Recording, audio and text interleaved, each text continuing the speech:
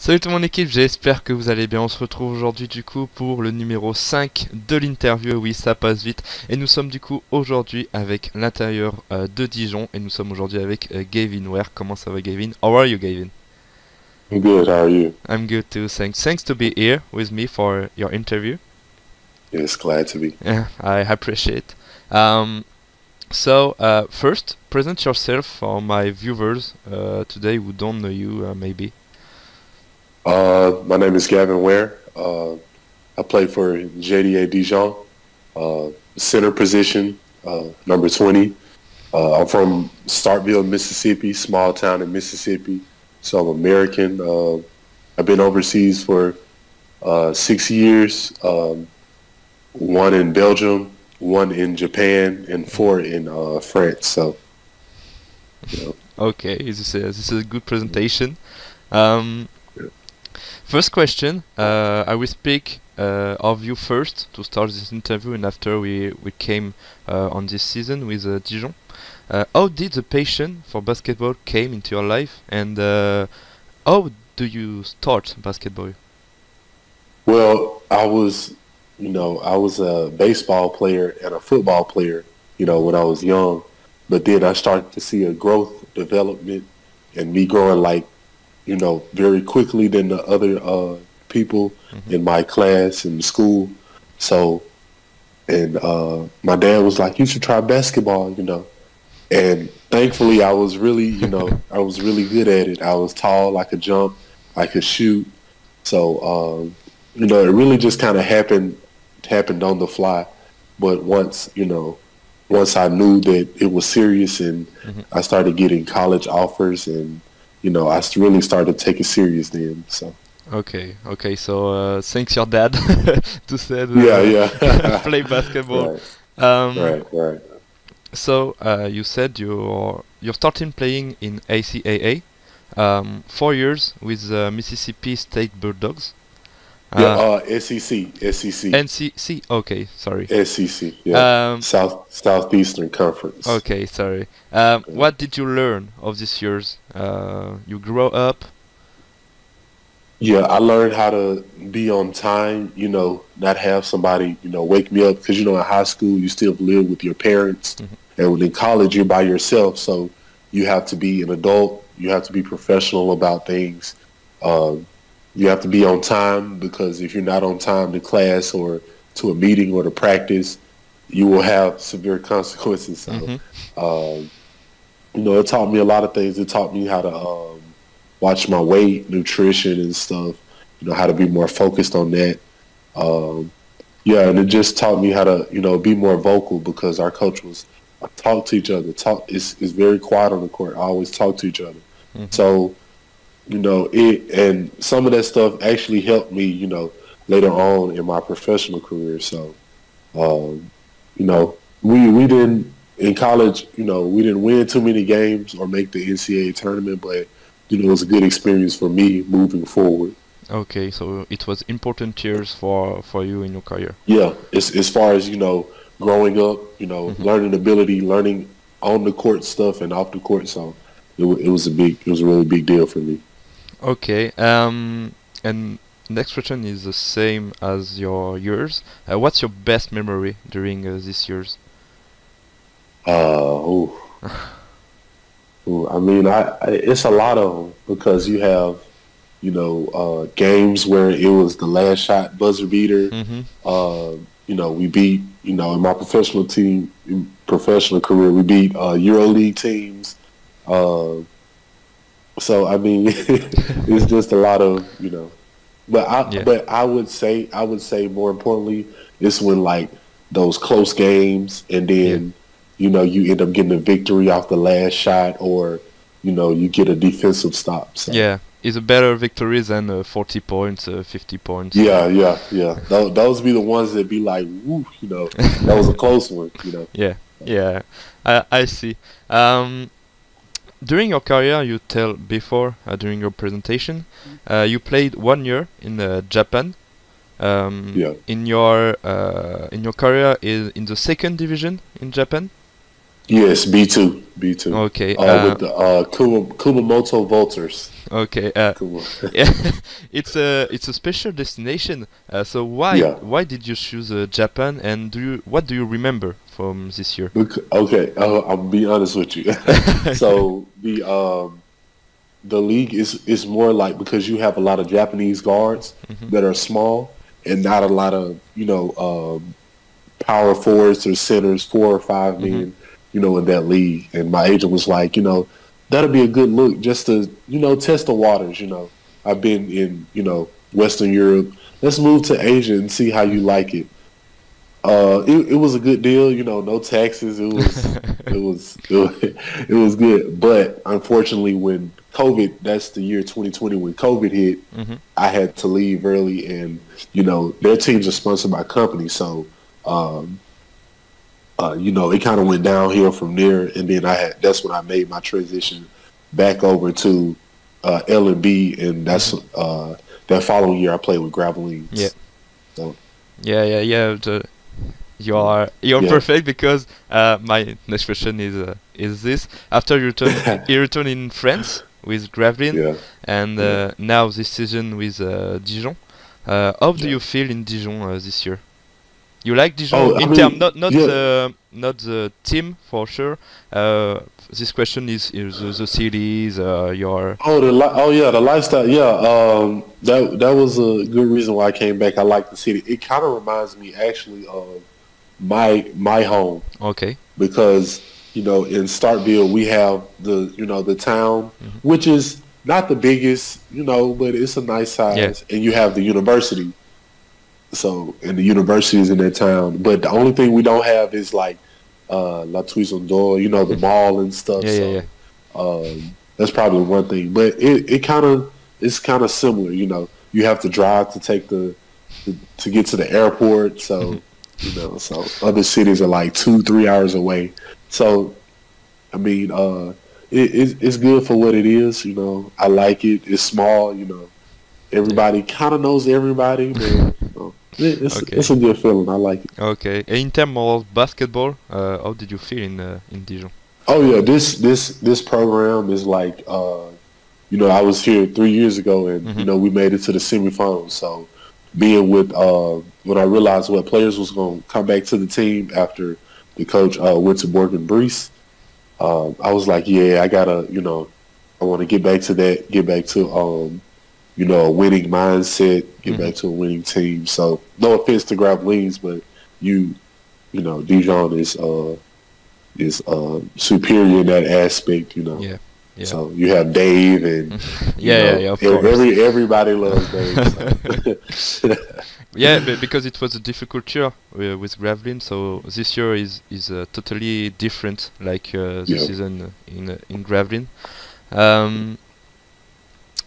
If you had not become a basketball player, what you have done for? So me, I would have probably been a producer. Okay. So I love music, and it would either be producing music. I can sing a little bit. People don't know that, but if you follow me on Instagram, I'm very funny, crazy, singing, dancing. I will add your Instagram if they don't follow you. Yeah. So you never know what you might see. It's just might be joking, playing, laughing. I'm a very fun, goofy guy. So it would either be producing music, working with artists, doing music myself, singing and all that stuff, or it would be on the more side of coaching, guys really kind of, off the court and on the court, because some guys in college have problems going to class and, playing basketball, because you may have class 1 hour and the next hour you're running sprints. So after a while, that can take a toll on you, because, now you're thinking about the schoolwork you have due, but, you're in the middle of practice.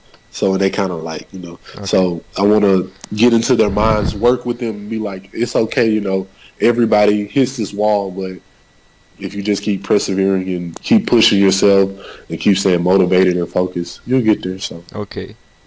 I got 2 decisions. Maybe when I retire. So we'll see. Yeah, maybe after your career, maybe. Yeah. So be on the lookout for an album. I have a few songs. So. Last question with you personally. What's your favorite basketball team? And of course, your favorite player? Come on now, Brooklyn Nets. Brooklyn Nets is and the Slim Reaper, KD. Okay. Durantula, KD. Even though they got put out of the playoffs. Yeah. You're not gonna talk about that. 4-0. Look, I know that, and my teammates, they've been giving me, they've been talking bad about me because they got swept, but. Yeah. I still believe in them. They just have to move pieces around. Yeah, move some pieces around, and they'll be good. They'll be good. Okay, we will see next year maybe. Yeah. But this year, Boston Celtics was better. Yeah, they on vacation right now. So. So we speak of you. Now we will speak of your season and your future for you. Okay. In terms of basketball. How do you find this team? You speak of your sensation, but how do you find this team of Dijon this year? How this year going with the team? So, I would say, we're good. We're a good quality team. I think our team chemistry, as the season goes on, is starting to get better. Mm-hmm. We're starting to, gel together and, find out which player likes to do what, who likes to be on the floor where. But and other teammates will tell you, sometimes we do have those little like road bumps where we would beat Asvel or Monaco, but lose to teams that are in a lesser ranking than us. So. And once we finally realized that, we have to play to the same standard, as Monaco, as, Chalon Reigns or, some other bottom team. So once we figured that out, now we're starting to come together. And you can see the coach was saying before the Nanterre game, it's vital that, we keep the same energy, same composure as we do the big teams we play. Because if we bring that energy, we can just blow people out the water. Mm-hmm. So, and I believe that's what we're starting to do. That's what we're starting doing. So, it just takes some time, but we'll get there. Okay. So, my next question: you are currently 5th with 19 wins and 13 losses. You will obviously play, I guess, the playoff. So, how did you see this end of the season? I think two game more and the playoff. What's your objective? My objective is to win by any means. To get those 2 wins. But I believe one will do. But just to see, because everybody is like very close together. Mm-hmm. So when it's all said and done, right now.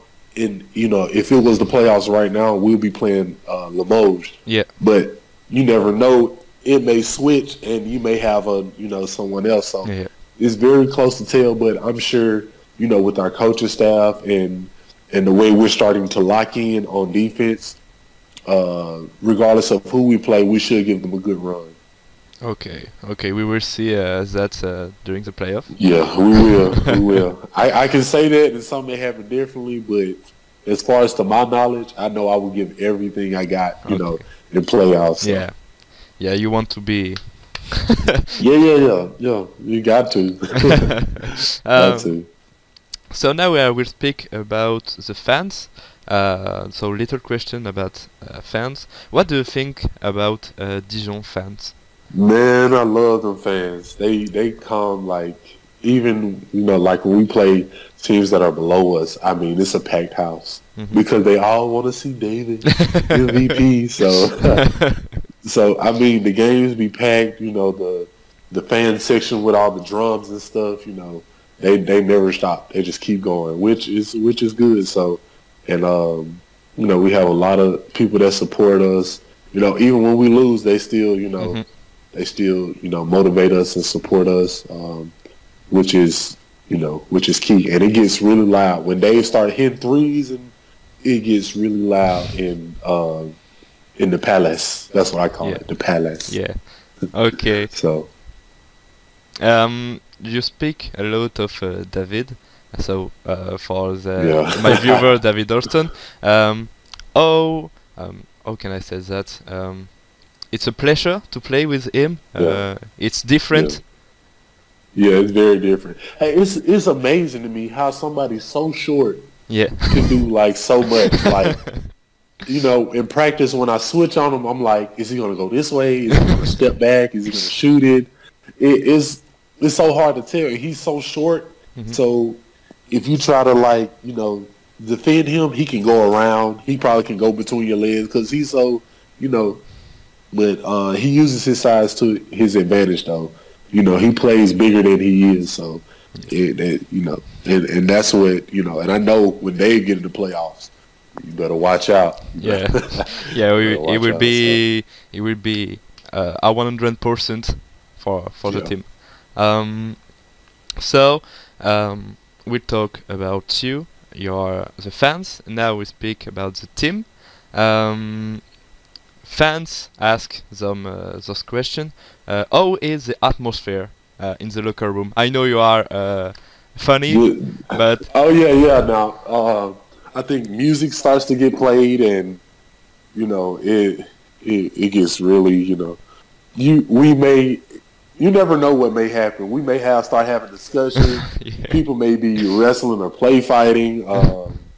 You never know what you might get. Me joking, laughing, dancing, and if I have another teammate to, motivate me to keep going and dancing, I will do it. So, the locker room vibes is really good, So this is important for to have a good atmosphere to win games, etc. Yeah, you got to have people that enjoy passing the ball to your teammate, seeing your teammate score and all that. So okay, so we're finished this interview in few questions. So let's talk about again your personally. What are your we said with the last question, but what's your short-term ambition in this head of the season? Oh, in the end of the season? Yeah. Like I said, just try to win these 2 games and go as far as we can in the playoffs. I know it's going to be tough because you got some good teams, and it's hard to beat a team, the teams that we have because, you have Levallois, Monaco, Asville. So, trying to beat those teams at their place, when, 1 game, 2 games, trying to get 2 games, it's going to be difficult. But if you have the right mindset, the right, strategy and ability going in, you probably can do something. So I just hope we, have a team that's, I know all the teams are good, but I'm just saying I hope we, at least 4th so we can, see where we at. Yeah, it's better to take. I don't have a problem with, for example, Le Mans, but it's better to take Le Mans than Monaco or Asvel. Right.